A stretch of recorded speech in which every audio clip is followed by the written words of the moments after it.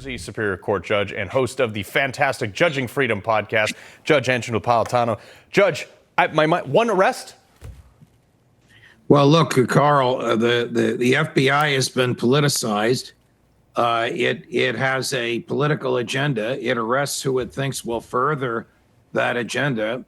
We haven't seen prosecutions as vigorous, as rigorous, and as aggressive for low-level crimes as we've seen on January 6th, because that was an agenda contrary to the FBI.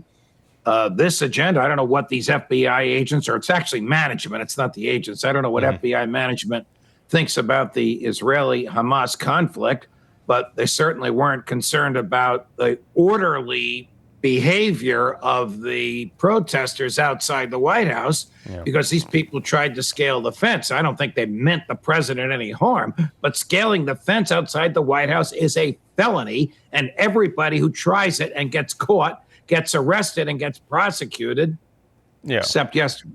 Yeah, well, and that's the pattern of all this whole thing, which is the two-tier justice system. I want to get your take on something out of Illinois, okay? So you may have heard about this. Illinois had an AR-15 ban. It was challenged. The Seventh Circuit Court upheld that ban and said, hey, it's totally constitutional. The Constitution doesn't protect AR-15s.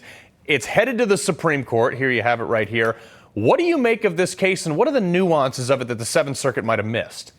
Okay, so the Seventh Circuit ruled that because the Supreme Court said all gun laws today in 2023 should be interpreted as gun laws were interpreted in 1791 when the Second Amendment was ratified, and because there were no rapid fire weapons in 1791, therefore there is no protection for them today.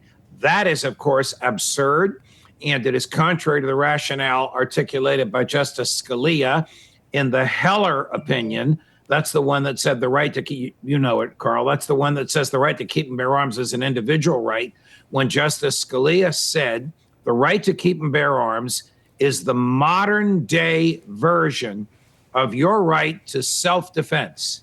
And that means you can use the same mechanical means to defend yourself as the bad guys use or as the government uses. That includes rapid fire rifles. So the Seventh Circuit got it wrong. The reason the Supreme Court accepted the appeal, remember the Supreme Court doesn't have to accept every appeal, is to correct the Seventh Circuit. I'm very excited. Do you know when that case is going to go down, by the way? That case should be argued before April, and the decision by June. I'm looking forward to that one. Judge Angelo Napolitano, fabulous podcast, by the way, Judging Freedom. Appreciate you being here. Thank you. Thank you, Carl. It's always a pleasure to be on with you. All right. Well, coming up.